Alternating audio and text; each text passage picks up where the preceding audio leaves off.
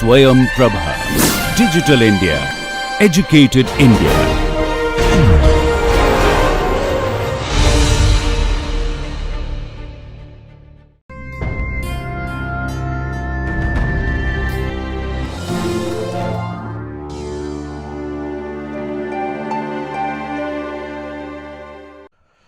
Hello everyone, welcome back to Fundamentals of Nano and Quantum Photonics.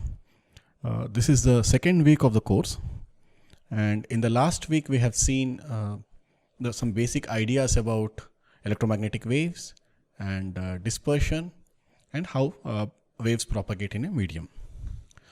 So in this week we would like to understand the interaction of electromagnetic waves with matter in some detail. Okay, so the first scenario we will consider is, let's say there's an electromagnetic wave that is incident on a medium. Okay, I'm just representing this medium by a block here, let's say some thing, and we have a wave incident, and let's say this wave is can be described by E naught exponential okay, we have used in the past ikx minus omega t, right? This is what we are using. So this is the plane wave. What happens? The first thing that you would expect is that there is an impedance mismatch.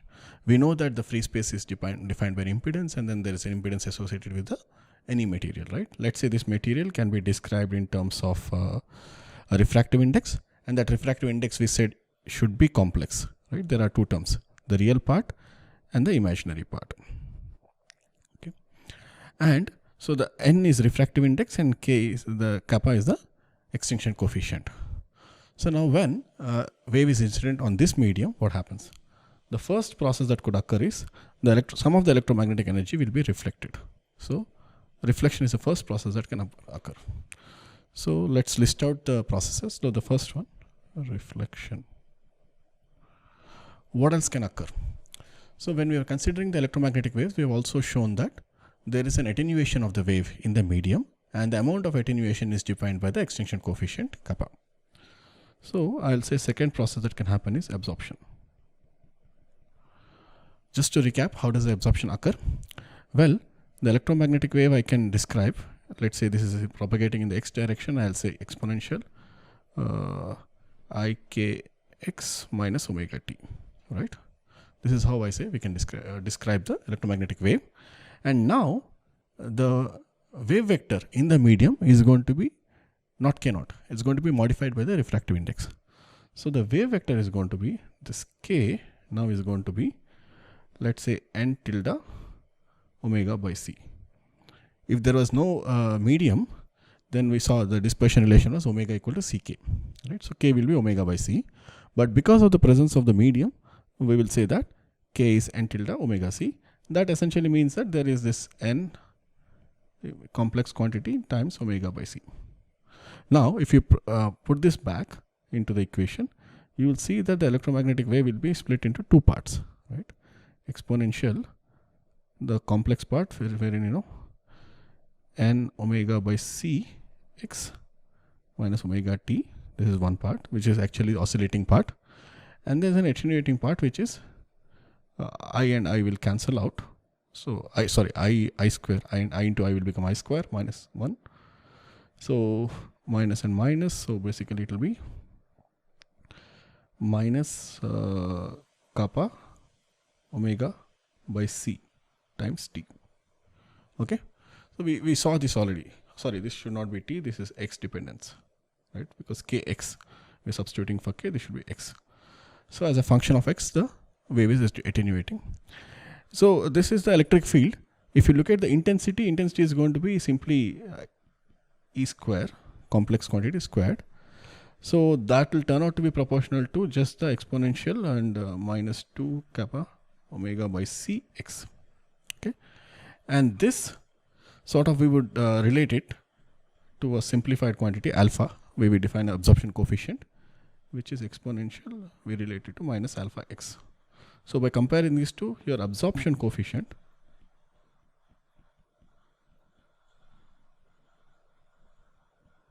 alpha is going to be 2 kappa omega by c, right? So just excuse me. Yeah, so we can even, there's a more widely used form, which is you substitute for omega. Omega is 2 pi by frequency, right? Sorry, 2 pi frequency. So frequency is c by lambda. So that will be the more widely used form is substituting for omega equal to 2 pi nu, 4 pi kappa by lambda. Okay, this is a more widely used form of absorption coefficient. Okay, so we know that, let's say if you have an oscillating wave, the wave is going to attenuate in the medium. The attenuation is captured by this absorption coefficient. All right, and of course, some of the electromagnetic energy can survive provided the absorption coefficient is not too high. Some of the wave will transmit. So that will be the third process that can happen. Transmission. Okay, so I'll call this as T, absorption as A. So these are the three main processes that can occur, and if there are no other effects that are in play, then we will see that R plus T plus A should be 1. So basically the incident amount energy is, let's say 100. Let's say 20% is reflected, 30% is transmitted, and remaining 50% is absorbed. So overall the energy, has to be conserved. So R plus T plus A should be equal to 1. All right. So these are the primary processes. Of course, there are a couple of more. For example, if the medium has some scattering centers, okay, the electromagnetic energy can scatter. What do I mean by that? Let's say, it doesn't, let's say even an atom, right? When an energy is incident, the energy can scatter. The efficiency with which it scatters is different. But let's say I consider some sort of an atom in a medium, and then electromagnetic energy is incident on that. Then my energy can go in all different directions after it hits the atom. So it can go in different directions. This process is known as scattering, and this you widely see in the in the sky, right? When you see the sky is blue because you have all these molecules that are present, and light is getting scattered from that, and the scattering efficiency is actually high for blue wavelengths. So you see the sky to be blue. All right. So so this process is a very important thing. So the scattering process. If I look at scattering itself, there are two different types of scattering that can occur. One will be called as elastic scattering, and one will be inelastic scattering. So elastic means the energy is not lost. For example, a blue wavelength is hitting a molecule, and it's just the blue is getting scattered. That is elastic scattering. There is no loss of energy. In some scenarios, there could also be loss of energy. For example, I have a blue energy which is incident. It excited some sort of internal vibration modes in a molecule, and then slightly downshifted energy is transmitted. In that case, we call it inelastic. One of the prominent or well-known examples for this is Raman scattering. Okay, so yeah, scattering is one of the phenomena that can occur. And one more phenomena that can occur is called luminescence. Okay, luminescence essentially means that you have a higher energy photon that is incident, and then that will excite certain levels in the material, and then the energy will be re-excited at a slightly lower energy. Okay, so this luminescence process is for example responsible for in the older tube lights, we used to have a phosphor element which was excited by UV radiation, and then that will emit white light, right? So that sort of a process is called as luminescence. Okay, so this is also another important feature. You might wonder, how is luminescence different from scattering? Because scattering, I also said that scattering also can result in a change in energy, right? So how is luminescence different? Well, it turns out that the luminescence is slightly longer lived process, whereas scattering is short. So the time scales over which scattering occurs is in the femtoseconds or time scale, whereas luminescence occurs, the time scales are longer, in the order of nanoseconds. It could be in the order of nanoseconds. All right. So these are the primary ways in which the materials will respond to incoming radiation. All right. Just yeah. how do we even look at that? How do we understand what is happening? So we'll have to do some sort of basic classification, and most of you should be familiar with this broad classification of materials into semiconductors, insulators, and metals. So, but you might have studied about them in terms of the conductivity of the material. For example, semiconductor is a material which has intermediate conductivity between metal and insulator, right? That's something that you might be familiar, but you could also think about it in terms of the interaction with the photons. Okay, so for understanding this, we actually introduce an idea that many of you should be familiar of, the energy band gap. Energy band gap. To understand the semiconductor and insulator response, we need to look at the energy band gap. So let's say I have my energy bands in terms of the valence band and the conduction band, and then a photon is incident on that. What do you expect will happen? Well, the semiconductor will have a certain band gap, which is let's call this as Eg, and let's say if my photon has a lesser energy than the band gap, what do you expect will happen? Let's say if h nu is less than Eg, well, the photon does not have enough energy to excite a carrier from the valence band to the conduction band, so the photon is transmitted.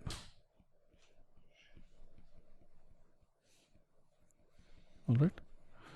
But if h nu is greater than Eg, for example, the energy of the photon is greater than the band gap, then the photon can actually cause an electron to go from the valence band to higher energy level, which is the conduction band. Okay, conduction band has a lot of empty states. Valence band is full of electrons. So this transition can happen. An electron can go from here into this.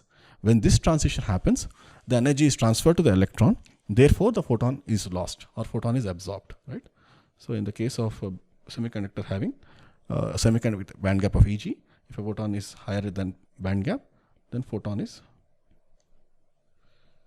absorbed. Okay, so this is exactly what happens, and you can look at the band edge, right? The threshold above which the photon will be absorbed. You can think of in terms of energy, in terms of Eg, or you can think of in terms of wavelength.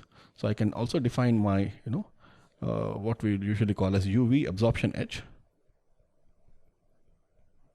which essentially is lambda, let's say G. I'll just call it associated to the band gap, lambda G. And that will be, we have seen this relation in the past. So 1.24 EV, right, divided by Eg in EV. That will give you the band edge in EV. So this lambda G will be in microns. Okay, if I do this. So for example, I have two materials here, sapphire and cadmium selenide.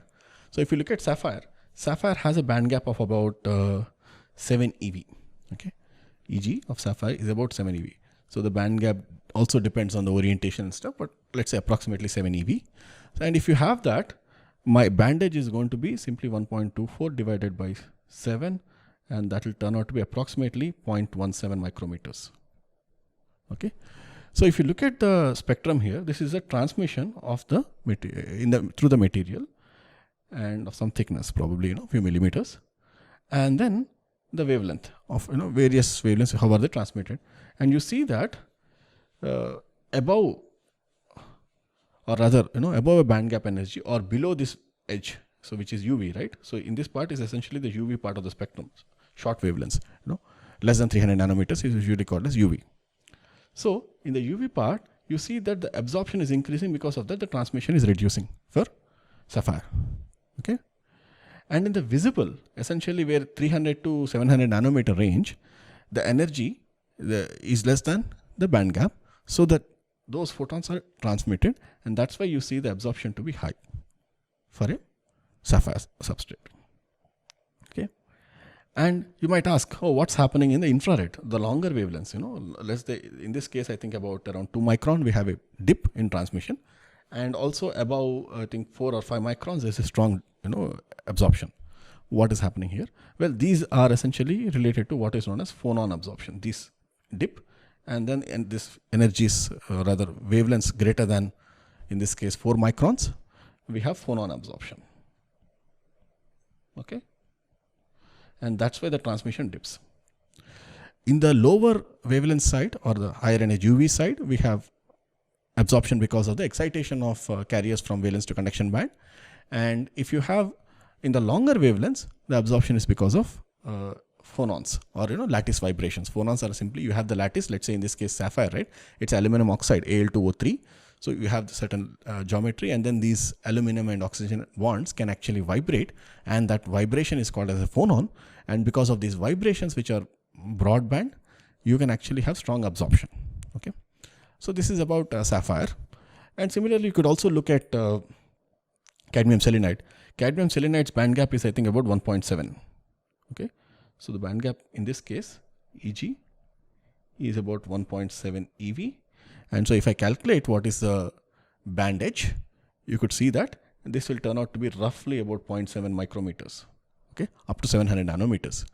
So now, because of that, you see that this energy is essentially smaller than the, this is my, this is 1, so this should be 700 nanometers here. So this is my 700 nanometers. So below 700 nanometers, it's absorbing everything, okay, whereas above that, it is transmitting. And you see a similar signature of, at the longer wavelength, the phonon absorption is kicking in. You might ask, why is the phonon absorption kicking in at around 11.5 microns in this case of, let's say if I go where it goes to 0, this is 11.5 microns.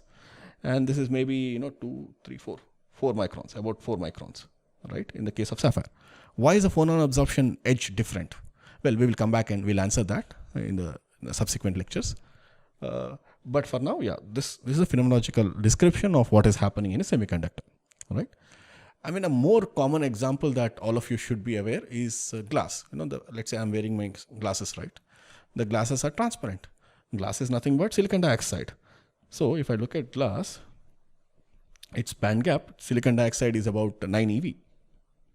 So because it's 9 eV, the edge, right, a UV absorption edge will roughly be around 170 nanometers. So lambda G is going to be roughly 170 nanometers. Okay, so any wavelength longer than 170 is going to be transmitted. So all of the visible light is getting transmitted. That's why I see that my glasses are transparent.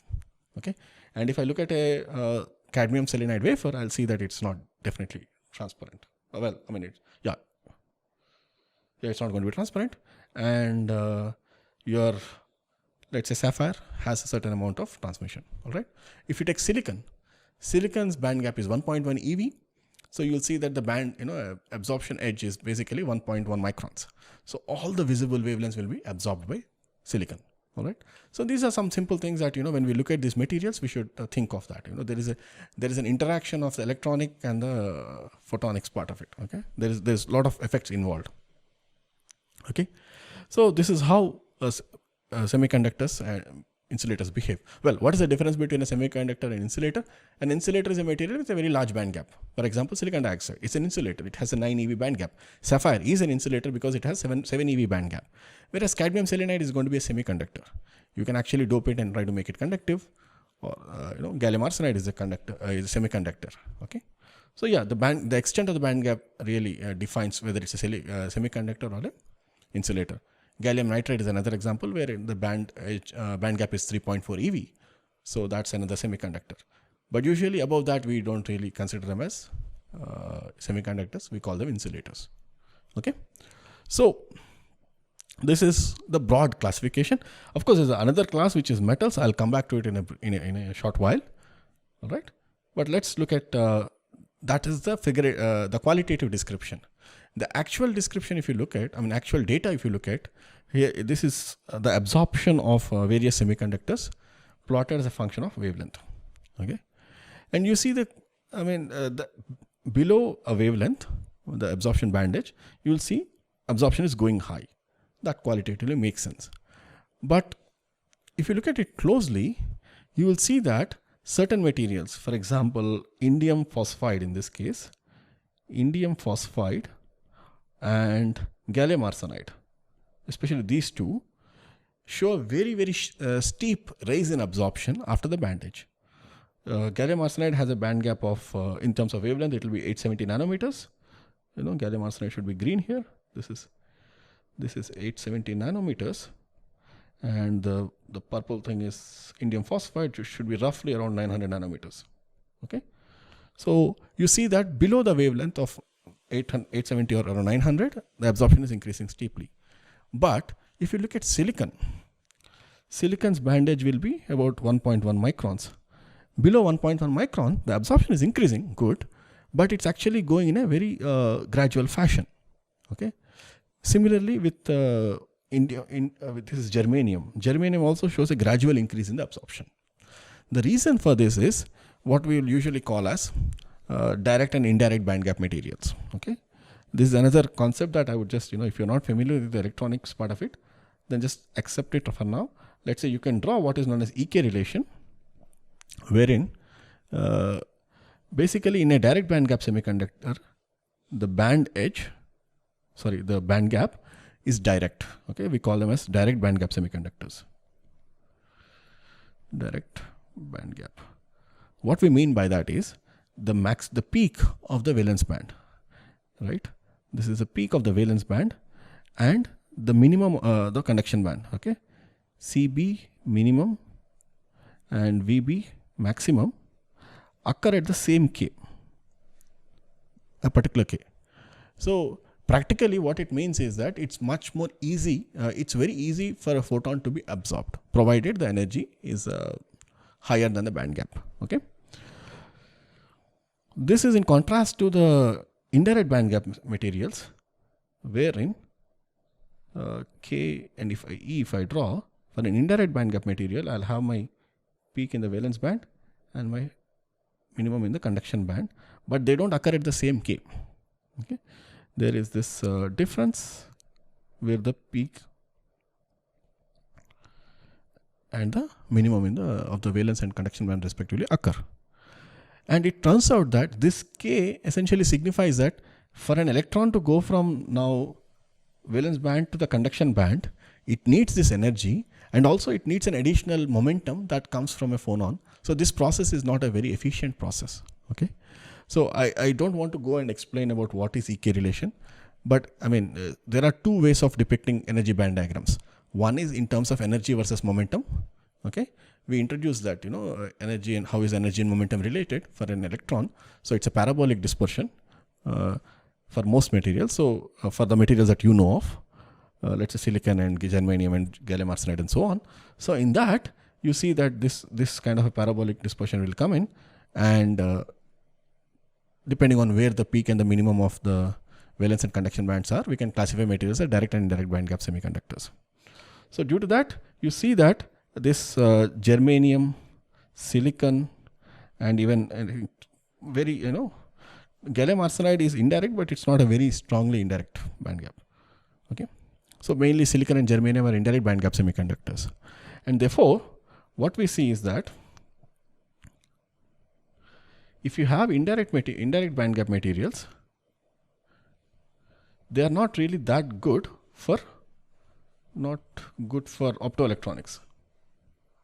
For, let's say, let me not say optoelectronics, I'll say light generation and detection. Generation or detection, they are not very ideal for this. Okay. Whereas direct band gap materials are perfect for this. Okay. So ideal for lasers or LEDs and so on. Okay. These are direct band gap materials, so they are very efficient in producing light. Okay. So, and also I just want you to emphasize, I want to remember rather. So we said that refractive index is complex quantity given by N and K, right? But this is not a fixed number. Okay. We usually tend to think, refractive index of glass is 1.5. But the moment anybody says what is the refractive index, you should say at what wavelength, because they exhibit a dispersion. So this is not a fixed number. Okay. So it depends essentially. It depends on wavelength. Okay. And this we usually call as dispersion. So you should not confuse between the dispersion here. This is when I say dispersion, I mean in terms of materials, I mean the variation of the optical parameters with wavelength or frequency. The wave itself can have a dispersion, which is essentially the relation between the wave vector and the frequency. Okay, so depending on the context, we have to understand what we are talking. All right. So, and that's why you see that the absorption coefficient is not constant. It varies as a function of frequency. All right. So, yeah, this is basically about the semiconductors, how they behave, right, qualitatively. And the last type of material that I want to talk about is metal. Okay. We are all familiar with metals. We see them everywhere, right? And they are always, shiny. If they're polished, they are very shiny. So, shiny materials which basically reflect a lot of light, right? Shiny materials which reflect visible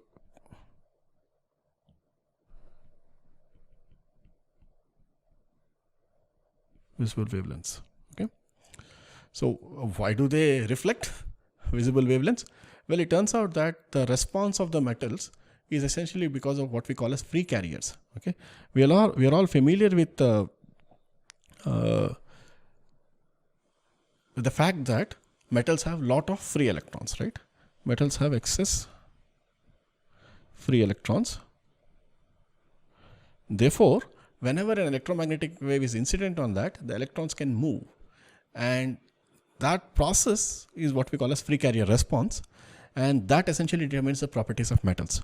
And we will do that shortly. Okay, we'll go to that. But right now, I just want you to understand that the difference between semiconductor and metal. In case of semiconductors, the electrons are actually bound to the nucleus. Okay, so these are bound electrons. Whereas in metals, the electrons are free to move about anywhere they want, and so the response because of that will be different. Okay, how different? Well, you see here the reflectivity of a metal. In this case, this is silver. And reflectivity of silver as a function of wavelength. And what we see is that in most of the visible and IR wavelengths, we have nearly very high, I think about 90% or so higher, 90% reflectivity or higher.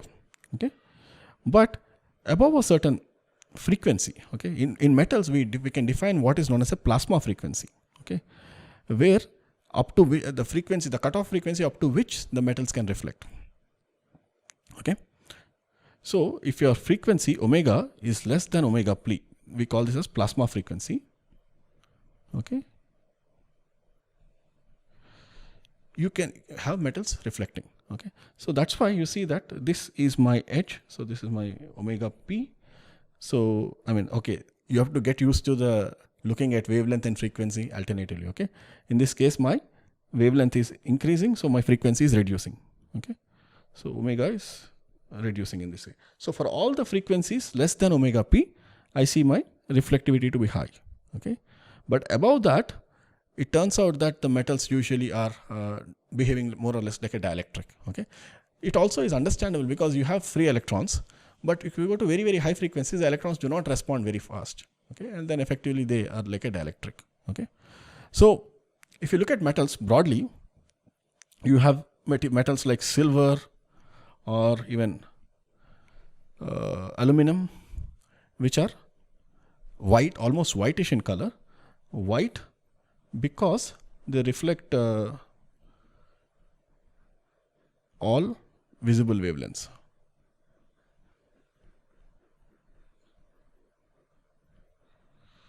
You have other metals like gold, for example, which is yellowish in color.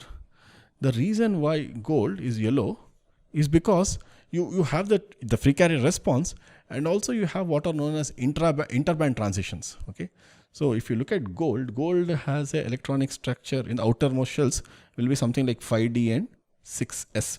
Okay, 5d should have 10 electrons and 6s will be, I think, 1 electron or so. So what happens is generally you have the outer shell which is contributing to conduction, but you can also have sometimes electrons excited from the inner shells, which we call as interband transitions, from the d to empty states above that.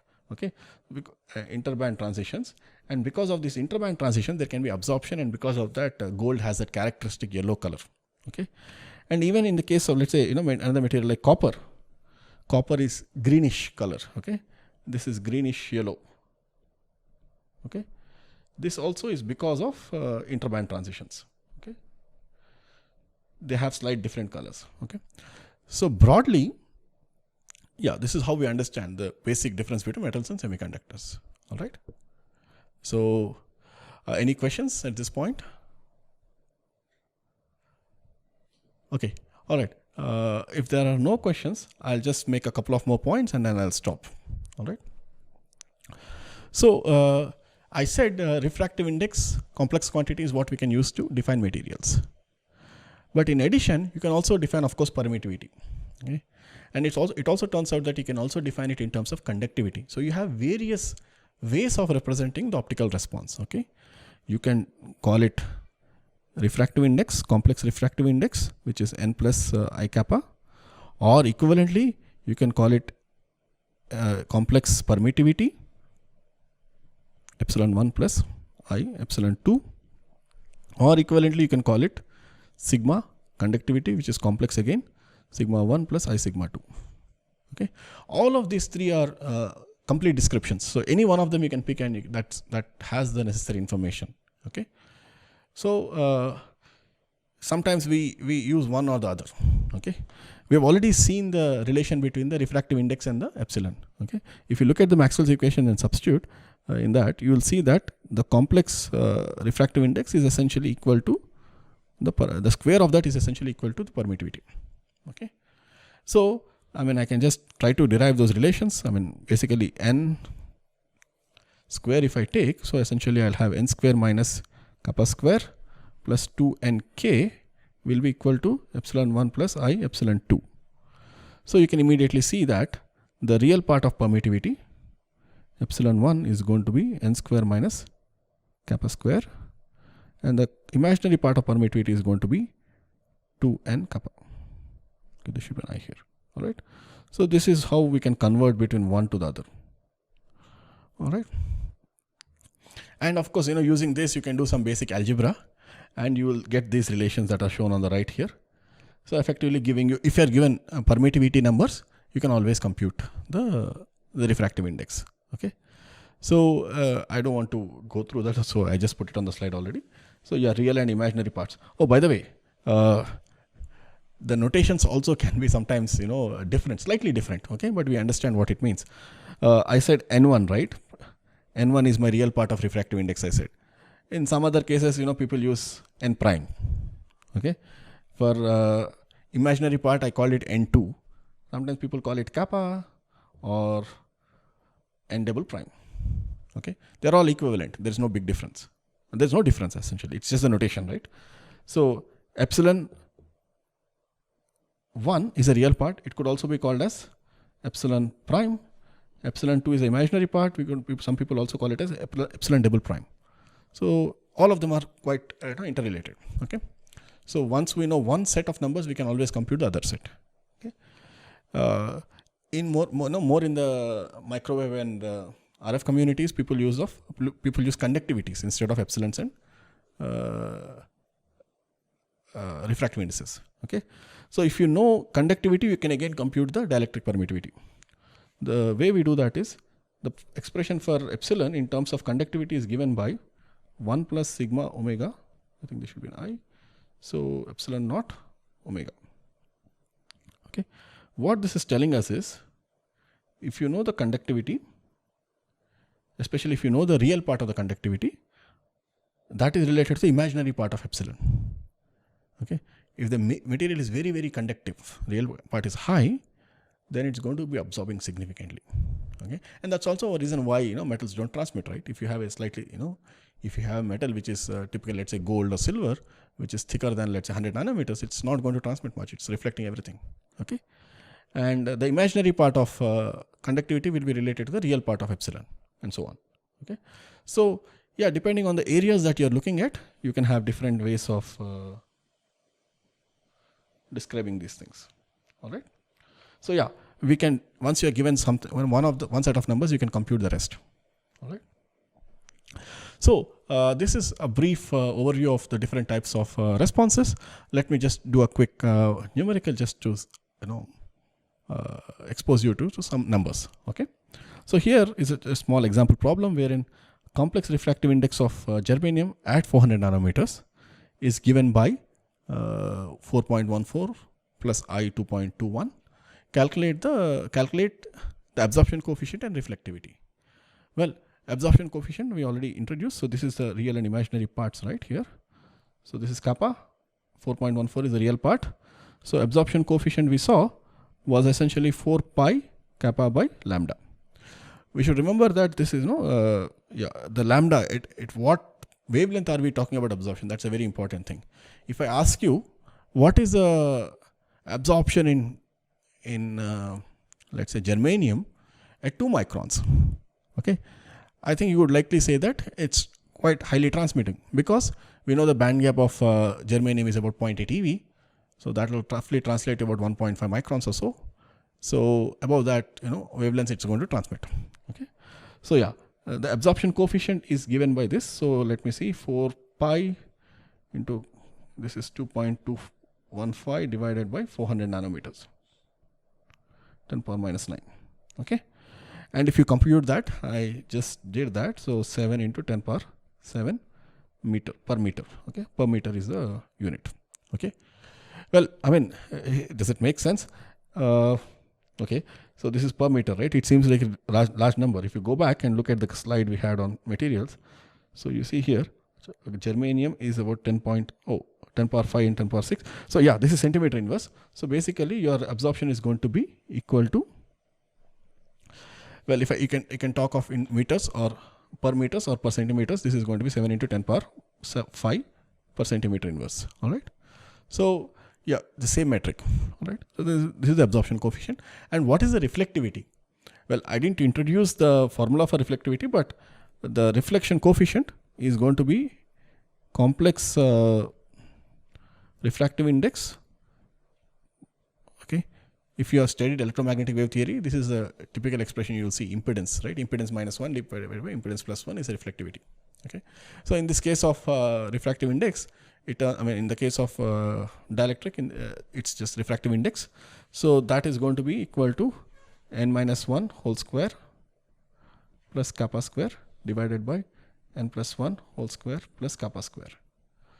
Well, what do you expect this number to be? Larger than 1 or lesser than 1? When you look at this expression, right? Yeah, what do we expect? Less than 1. The reason being, the numerator is always going to be smaller than the denominator. So this should be something less than 1, whatever that is, we can figure it out. Not much less than 1, something less than 1. Okay, I don't know how much it is, we can just compute putting the numbers in. So one aspect we should also remember is this is considering bulk materials. But if you think of, let's say, a block of germanium of some thickness, okay, what will the transmission be, reflection be? Okay, so in this case, of course, we have to think of what is the exact thickness we have, the thickness, right? That is going to influence how much light is going to be transmitted. So I refer to it indirectly when I said, okay, metals which are greater than 100 nanometers, because even if you take metals which are like as thin as 10 nanometers, they're going to be transmittive. Okay, so it depends on the thickness. So in this case, the response is going to be more complex. For reflection, it is still okay. The same thing. I mean, we still, even that is going to be modified depending on what kind of coherent light or incoherent light and so on. But if you take metal, if you have some thickness, transmission, if I'm looking at, let's say I'm going to have a wave incident on this, it is going to bend. And then it will travel in the medium. Again, it's going to bend and then travel out. Okay. So each interface, you're going to have some reflection, some transmission. Okay. So there is some, let me call it T2, and this is R2. This is T1, R1. So I can have even many more. The wave reflected here can come back again, reflect, and keep going back and forth. So we can sum up all that, and there is, it's a little, it's a simple expression, but we can use it, but we can't do it with pen and paper. You have to write a small program to calculate these things. Okay, or there's an analytic expression for this case, but yeah, more complicated scenarios, we have to write a program. All right. So yeah, we will probably do some exercise on this slightly later. All right. So yeah, this is about the broad classification of various materials. So what I'll do now is, let's take a break and we will actually try to describe this. This is a very phenomenological description. Now we will try to give you more insight into that. How do we describe it? Okay, we'll just try to we'll introduce what is known as Lorentz oscillator, which helps you understand how this response occurs. Okay, and that will be a good, that will be an important model for almost all of optical materials. Okay, all right. I'll see you in the next lecture. Thank you very much for your attention.